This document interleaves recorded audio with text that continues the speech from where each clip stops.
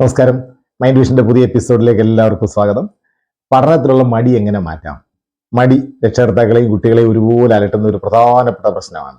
അപ്പോൾ നല്ല ബുദ്ധിയും നല്ല ഓർമ്മയും ഒക്കെ ഉള്ള കുട്ടികൾക്ക് പോലും മടി ബാധിച്ചു കഴിഞ്ഞാൽ പഠനത്തിൽ പുറകോട്ട് പോകും, മാർക്ക് കുറയും, അവരുടെ ജീവിതം വളരെ മോശമാവും. മടിയാണ് പ്രധാനമായിട്ട് കുട്ടികളെ പുറകോട്ട് പിടിക്കുന്ന ഒരു പ്രധാനമായ പ്രശ്നം. അപ്പോൾ ഇന്നത്തെ എപ്പിസോഡിൽ നമ്മൾ ഈ മടി എങ്ങനെ മാറ്റിയെടുക്കാം, എന്തൊക്കെയാണ് ഇതിന്റെ കാരണങ്ങൾ, മടിയുടെ ലക്ഷണം എന്താണ്? പഠിക്കാൻ മടിയുള്ളവർക്ക് എല്ലാത്തിനും മടിയാണ്. രാവിലെ എഴുന്നേക്കാൻ മടിയാണ്, ഒരുപാട് വിളിച്ചെങ്കിലേ എഴുന്നേക്കത്തുള്ളൂ.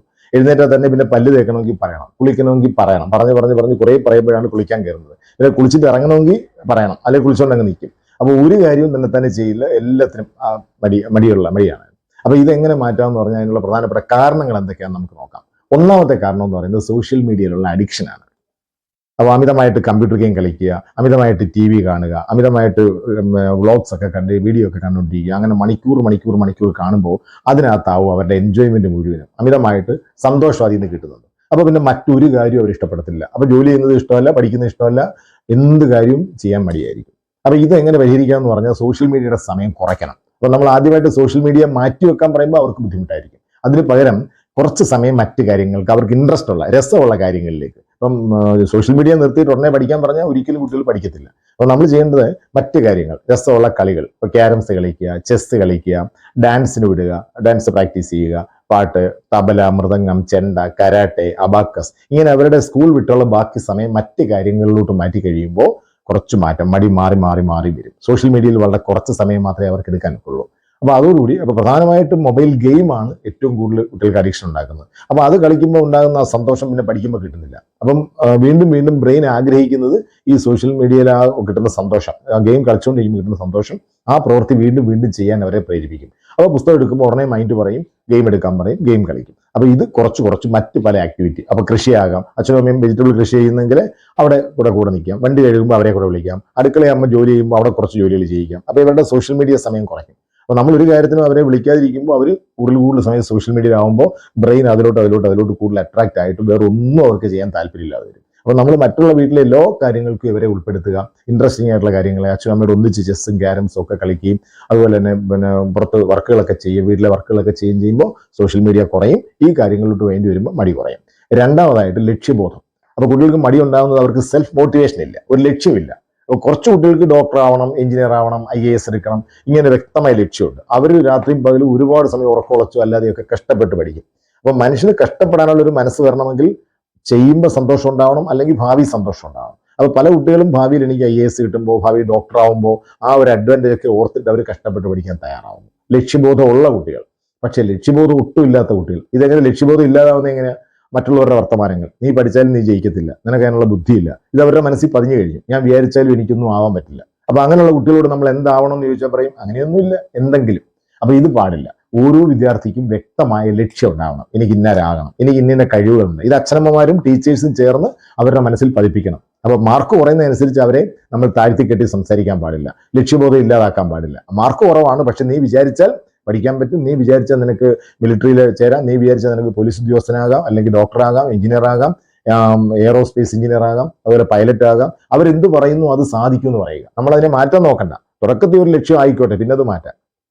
അപ്പം വ്യക്തമായ ഒരു ലക്ഷ്യം ഉറപ്പിക്കുകയും അതിനെ സപ്പോർട്ട് ചെയ്യുകയും അതിനുവേണ്ടി കുട്ടികളെ മോട്ടിവേറ്റ് ചെയ്യുകയും ചെയ്യുമ്പോൾ തീർച്ചയായിട്ടും അവരുടെ പഠിക്കാനുള്ള മടി മാറും, പഠിക്കാനുള്ള എനർജി അവരുടെ ഉള്ളിൽ നിന്ന് വരും, കാരണം മോട്ടിവേഷൻ. മൂന്നാമതായിട്ട് ഓവർ കെയർ ആണ്.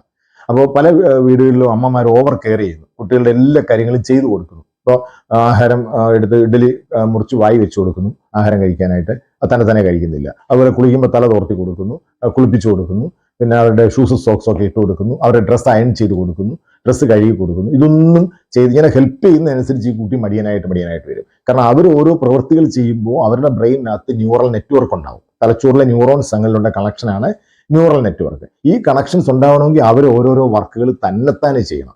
അപ്പൊ അച്ഛനും അമ്മയും മക്കളെ മിടുമിടുക്കരാക്കണം, മടി മാറ്റണമെന്നുണ്ടെങ്കിൽ അവരെ കൊണ്ട് ഒറ്റയ്ക്ക് ജോലികൾ ചെയ്യിപ്പിക്കണം. അവരുടെ ഡ്രസ്സ് അവർ അയൺ ചെയ്യണം, ഡ്രസ്സ് അവർ വാഷ് ചെയ്യണം, അവർ കഴിക്കുന്ന പ്ലേറ്റ് അവർ കഴുകണം.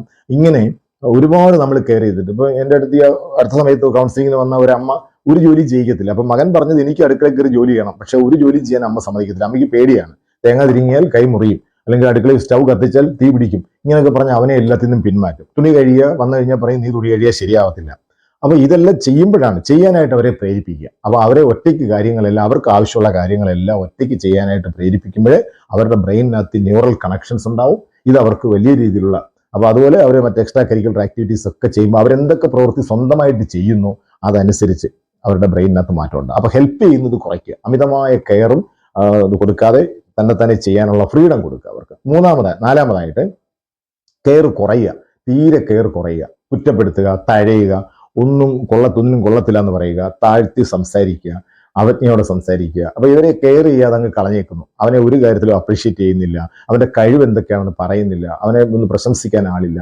ഇങ്ങനെ വരുമ്പോഴത്തേക്ക് കുട്ടി മാനസികമായിട്ട് ഡിപ്രഷനാവും. Lack of care, lack of love, അവന്റെ എനർജി ലെവൽ കുറയും, ഓറ കുറയും. അവരുടെ ചുറ്റും ഒരു പ്രകാശ വലയമാണ് ഈ ഓറ എന്ന് പറയുന്നത്. ഈ ഓറ കുറഞ്ഞു കഴിഞ്ഞാൽ കുട്ടിക്ക് ഒന്നിനും എനർജി ഇല്ല.